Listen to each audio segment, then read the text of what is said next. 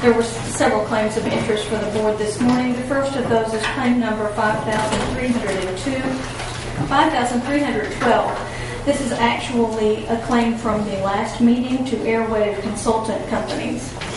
That claim was neither approved nor rejected at the last meeting, so we will bring it to your meeting this morning for approval or rejection. Okay, what's the pleasure of the board? What's the pleasure of the board? I so move that we approve this particular claim. Second, Mr. President. It's been moved and properly second. All those in Question, Mr. President. Question from Mr. Stokes. Why is this claim known as I've been here separate from the other claims? A claim is separated based on a request from a supervisor to the clerk's office that whichever supervisor would like those claims separated from the bulk claims because they choose to vote either in the negative or in some other manner for that claim, and not as just any other claim. This is a legal claim, right? Yes, it's a legal claim. Yes, sir. So each meeting, each claim, each time we're going to vote on claims, this one can always be excluded out. That's correct. Unless the supervisor requests and says that they don't want to be included in the claims of interest in the board. Thank you. Okay. All those in favor of? Yes. Opposed to? No. Okay. We have 2 for and 2 against. The motion at this particular point, before I say that it fails, Mr. Anderson advised that there are 2 individual claims that he wanted to be called up. And this is one of those particular claims. We will, since this is a claim that came up at this particular time, I will redraw, or what I will do is I'll reject, but I will withdraw my second, and if Mr. Stokes wants to withdraw his, excuse me, I might withdraw my motion, Mr. Stokes will withdraw his second, then we'll bring this back up at the end of the meeting at the time when Mr. Anderson stated that he wanted to be contacted regarding this particular issue. I have no problem withdrawing my second. Can you withdraw a motion in the second after it's been voted on? Yes, you can. So what I'm going to do is I'm going to withdraw my motion and withdraw the second. And what we need our board attorney.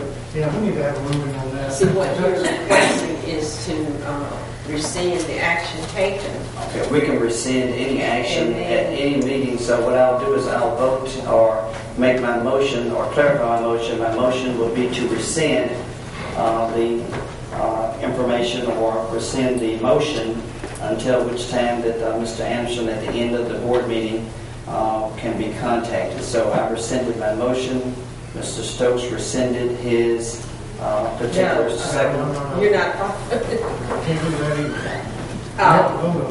either. First of all, you cannot rescind a motion that has already been taken. You can ask for reconsideration in rescinding that motion, and the members that the votes that you need to rescind a previous motion that was already made and carried would involve those parties who either did not have the opportunity to vote on the motion or those in the opposing view. Okay, what I'll do is I'll wait for Ms. Martin to come back, but whether we rescind or reconsider, I know you can only rescind at the council or subsequent meeting, but you can reconsider at this particular meeting, so we'll have a ruling for her to advise us whether or not we can reconsider at this motion with 2 individuals voting in the positive, but regardless whether we rescind or we reconsider, we will bring it back up at the end of the meeting for Mr. Anderson to vote on this particular issue as he requested that we call him to do on this particular issue. Mr. President. Mr. Stokes? I had on the agenda several weeks ago, maybe a month or so ago, this same issue about a tied vote. I remember that. Because a tied vote does not fail and it does not pass. It's a tie. Now, they're trying to take the position that a tied vote fails, which means it's a motion for reconsideration. But if it's a tie vote, it has not failed, it has not passed, you can bring it back up at any time. Now that's tie vote, and that's the rules on tie vote. We can go get Robert rules or anything else. Okay. Well, what I really want... Mr. Grant, are you then just deleting your motion and the second to withdraw and just let the motion stand to the end of the meeting? Right, I'm laying I just want to make sure we clarify. Right, I'm laying it on the table. Okay. Until which particular time on that particular issue, but you proceed with the rest of your claims. Right. And just one comment.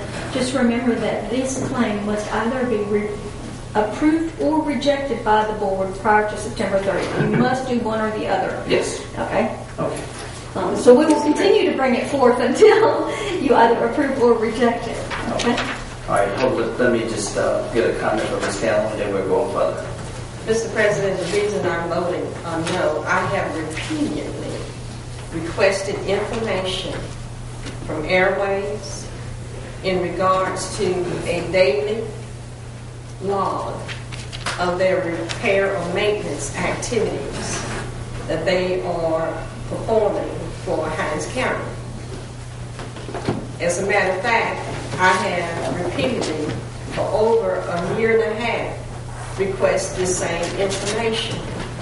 And each time I make the request, both Mr. Stowers and Mr. Hartgrove say that they will get that information to me.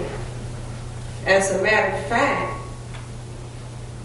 one time they provided me with some information, but that information had nothing to do with my request.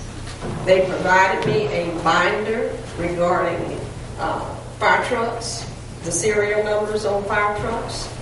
And then they provided me a binder with some alerts, alarms that went off. And usually the type of information, the information that they provided me, that's just routine. When an alarm goes off, then the problem generally straightens itself out.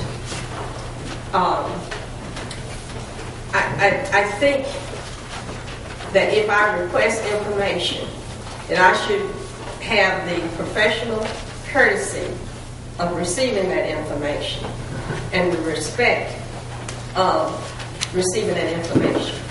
As a matter of fact, it was alleged early on that our radio system and the maintenance of that system is deplorable and in disrepair.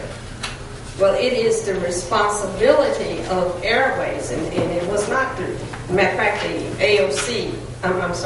EOC director was accused of having the responsibility to maintain our radio system, when it is not the AOC's director's responsibility, nor his staff's responsibility to maintain our radio system, because they do not have the expertise to maintain the system. That is why we have hired a contractor to assist us in maintenance, or not assist, because we can't assist them in any way, but to provide us with performing maintenance duties. Is not EOC's responsibility, it's Airways' responsibility to maintain our 800 radio megahertz system. Also, Airways is not certified, if I'm correct, and my understanding that Mr. Stowers and Mr. Hargrove have said, unless I misunderstood what you have said to me, you all are not certified to work on Motorola's equipment.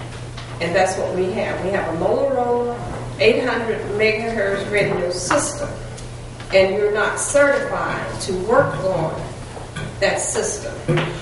I don't know, and with that being said, I do not know if anything should happen to that system, whether or not we will be covered, whether or not Hines County will be covered, simply because we don't have certified vendors working on the system. Ms. Calhoun, let me go from this particular angle.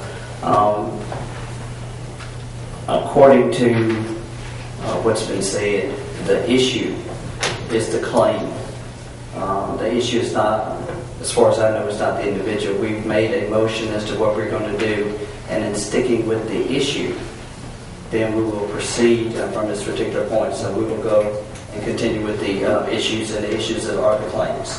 In sticking with my issue, my vote is no. Okay, that's understood, and it's taken. That's no problem. Continue, please. We have the next special claim